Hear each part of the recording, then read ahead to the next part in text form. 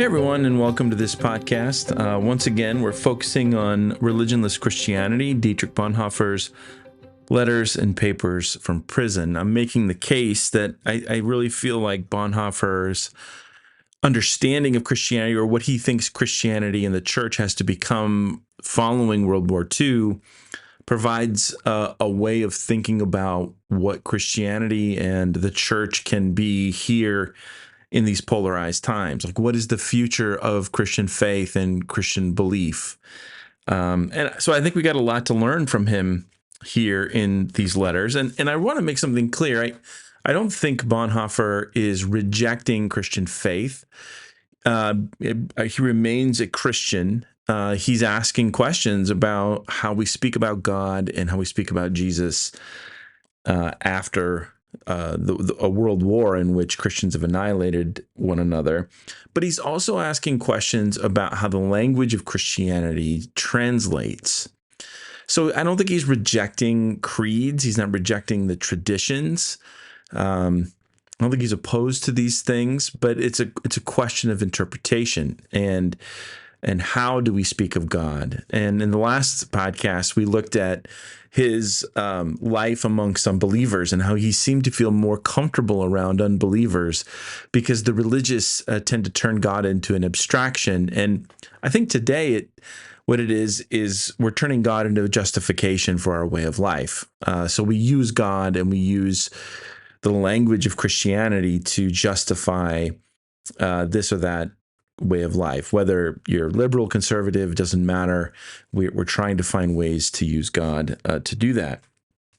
And so he is looking for a non-ideological Christian faith. He is looking for a way of speaking about God and in Jesus in which Christianity and faith obliterate our categories and open us up to the possibility of life. In many ways, this is a form of existentialism. You can think about the philosophy of Heidegger. Certainly Kierkegaard, Nietzsche is one of his primary conversation partners. And so we have to put what he's saying in the context of rethinking metaphysics and what does metaphysics lead us to. And in many ways, both liberals and conservatives are falling into the trap of abstracting and objectifying God by bringing God or holding God captive into our ideological positions. And Bonhoeffer is suggesting that there's a religionless faith, that there's an experience of the presence of the person of Christ that obliterates these things and then calls us into a new way of life in which we love God and love our neighbor. And so I've already talked about this letter, I know, and I hate to repeat myself. I don't think I'm going to here today because he has this letter that is written on May 5, 1944, where he references Rudolf Bultmann and Bultmann's project of demythologization, of demythologizing the New Testament. And the question for us will be, well, what is Bultmann believe, and how does Bultmann fit in here with what Bonhoeffer is doing? So who is Rudolf Bultmann? Bultmann is a German, a Lutheran at the time of World War II. He was part of the Confessing Church. He was opposed to the Nazis. He was a professor, and he is influenced by Martin Heidegger and Heidegger's philosophy. And he's trying to do theology or biblical studies and think about the New Testament in the context of existentialism and the existential philosophy of Martin Heidegger. He is held up as, I think, the boogeyman for conservative Christians. Again, his wrestling with myth and all that kind of stuff makes them feel very uncomfortable. And yet there's some interesting things about Bultmann. As the more I read him and the more I read what others have said about him, that I find very interesting. And so it's also interesting that we find this paragraph right in the middle of one of Bonhoeffer's letters that he's writing. So again, I think I've referenced this before, but I want to say some other things about it here today and use a different book to kind of talk about Rudolf Bultmann.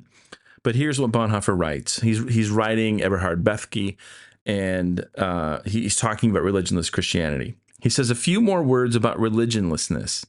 You probably remember Bultmann's essay on demythologizing the New Testament.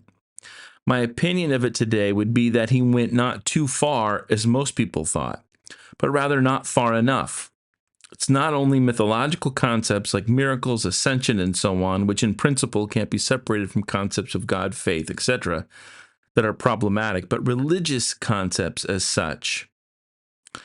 You can't separate God from the miracles, as Bultmann thinks. Instead, you must be able to interpret and proclaim them both non-religiously.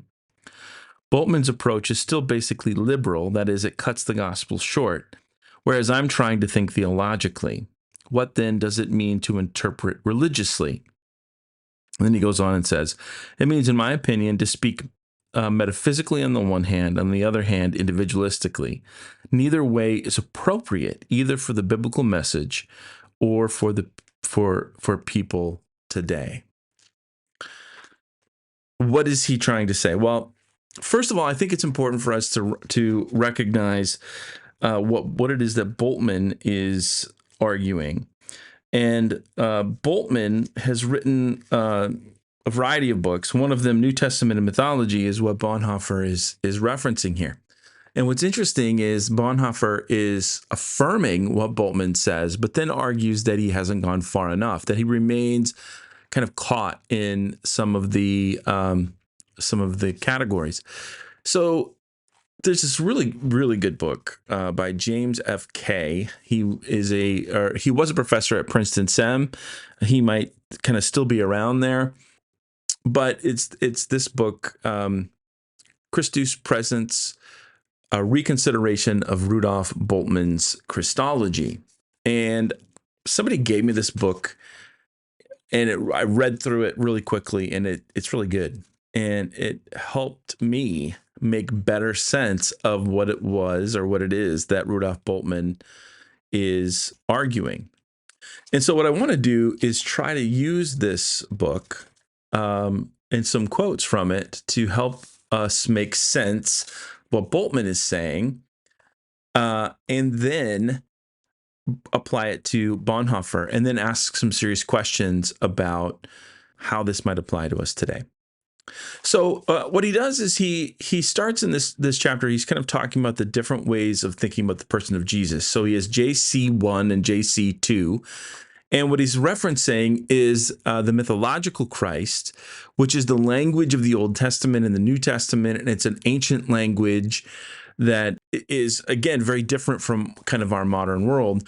But then also there's a way of talking about Jesus Christ historically, where you get the historical critical method and you have them trying to kind of rip some things away. And there's a focus on the historicity of Jesus and the human person.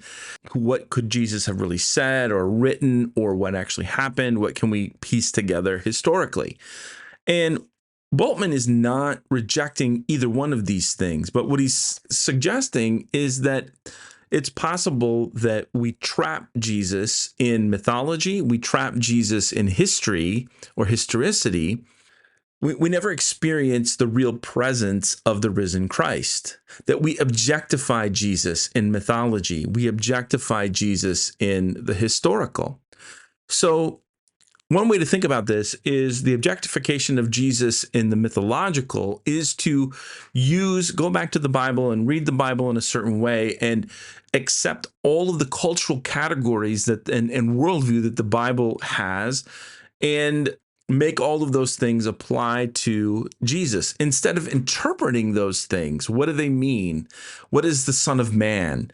And you go back and you read in the book of Daniel, for example, the Son of Man is this kind of mythic, transcendent being, and that is the title that Jesus gives himself. And so the Jesus of mythology gets trapped in this metaphysical, transcendent understanding of who Jesus is.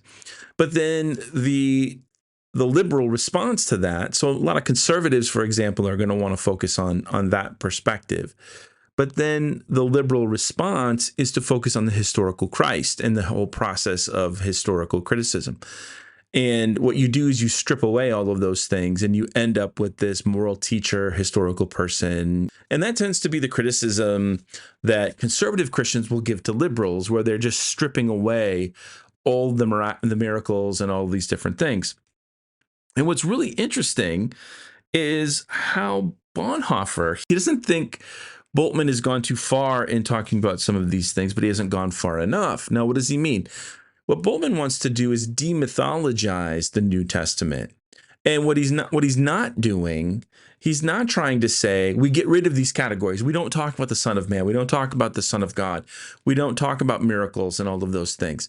What he's saying is the worldview of the Bible is not, and the culture of the Bible is not the worldview of modern Western culture. Now, we can make the claim and argument that in other parts of the world, they still see the world in this kind of way. And so that the text kind of resonates there. But what he's saying is in the Western world, that's not the way we see the world anymore. And so demythologize is not to say that it's wrong or it's false. It's to say, we need to interpret this. What is the message of who Jesus is, and how do we preach the New Testament in a way that allows the living, risen Christ to speak? The problem with the mythical is we trap Jesus within all of those different categories, and we end up creating an idol. And it's not a living Christ. It's a super transcendent Christ that doesn't necessarily have anything to do with my own existential situation. And then on the other hand, you have those who want to strip everything away and look at the historical and the scientific verification and all this kind of stuff. And what Bultmann argues is that in that version of Jesus, we trap Jesus within what is empirical. You know, Karl Barth, for example, would say that the resurrection of Jesus Christ is not verifiable. It's not empirical. It can't be proven. It doesn't, it explodes our historical categories. And I think in many ways, this is what Bultmann is also trying to get at. So I'm just trying to think here about some of these things to read here. So this is what he writes. This is Kay's book. He says, Bultmann follows his teachers in accepting the characteristic liberal distinction between the mythical and the historical. Yet given the inability of the historian as historian to speak directly of God as God or salvation as salvation, Bultmann refuses to discard myth once the historical strands in the tradition about Jesus are disentangled from it. Rather, Bultmann speaks of the New Testament and mythology, because he finds the saving import of Jesus Christ, or the significance of his eschatological destiny, permanently lodged in the mythology of the New Testament. So demythologizing the New Testament is not about getting rid of the mythology. It is about interpreting it and allowing the living Christ to speak. He goes on, he says, nevertheless, the modern shift to a scientific world picture means that the mythological language of the New Testament can no longer bear simple reiteration in church proclamation. It requires interpretation. In order to interpret myth, one must understand what myth is and how it functions. And Bultmann, drawing from the history of religion set forth in his New Testament mythology, a comprehensive definition of myth becomes the key to his understanding of the presence of Christ. So what I think is very important here is the recognition that when we read the Old Testament and the New Testament, God and Jesus are being presented within a certain worldview, a certain cultural worldview, a certain mythology, not mythology as false. That is not the way that we're using mythology here. We're using mythology in the terms of a narrative that gives meaning and identity and speaks to this issue of transcendence. But now, what do we do in a world where that mythological way of speaking or narrating the world no longer resonates? This is what I find with a lot of young people, for example, as they struggle with going off to college and learning about science. learning about evolutionary theory, and being presented with the scientific way of thinking about the world, and then they go to their church and they see these things in conflict with one another. And what Bultmann seems to be suggesting is these things are not in conflict with each other. They need to be interpreted. And it's also important to recognize that science with a big S can also become a form of mythology and metaphysics and so on and so forth. But what he's suggesting is we have to find a way to interpret the New Testament and the kerygma, or the core message, the kernel of the gospel for today. And so he goes on. I'm just going to read the first line of these different paragraphs. He says, first, myth expresses the self-understanding of those who employ it.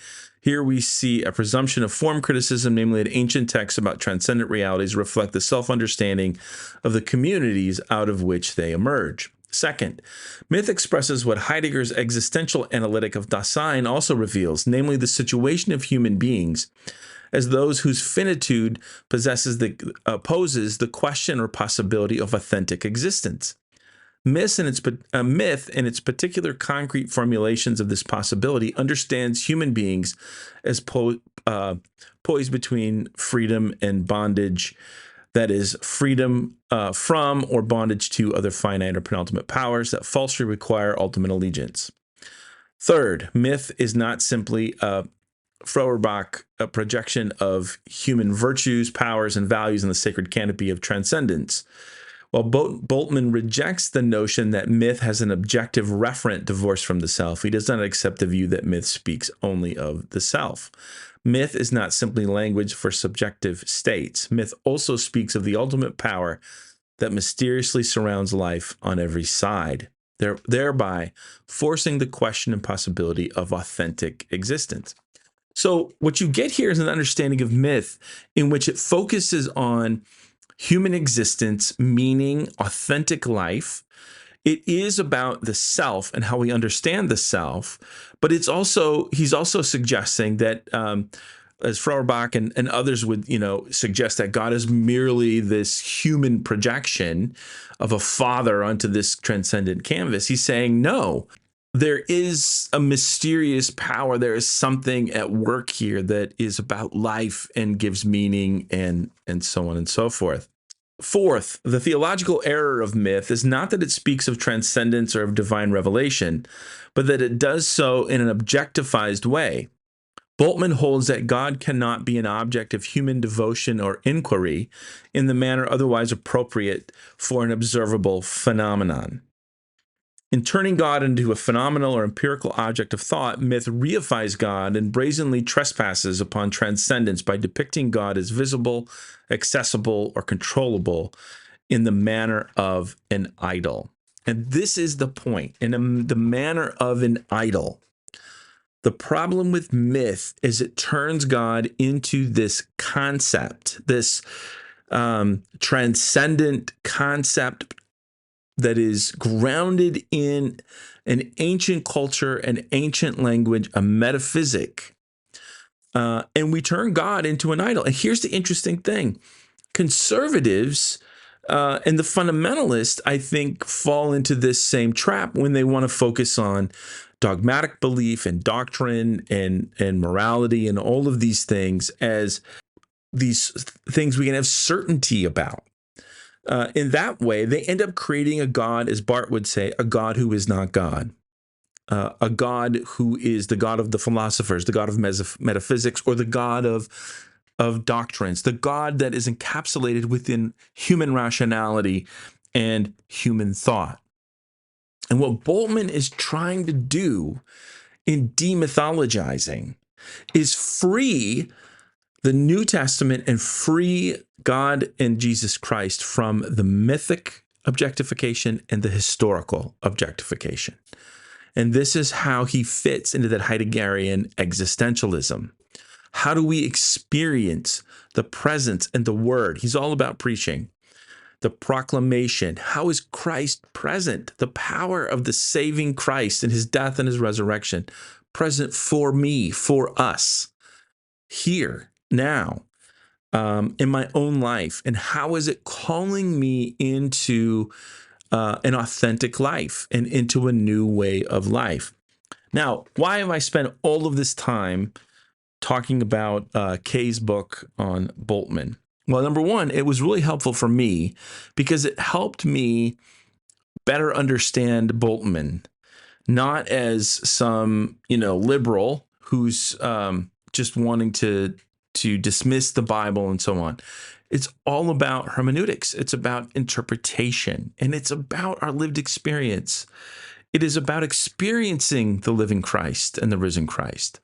And the problem that religion for Bonhoeffer now, what Bonhoeffer is doing is he is using the word religion to refer to this objectification, to the objectification of mythology on the one hand, and the objectification of the historical on the other. And by the way, both the liberals and the conservatives play the historical game.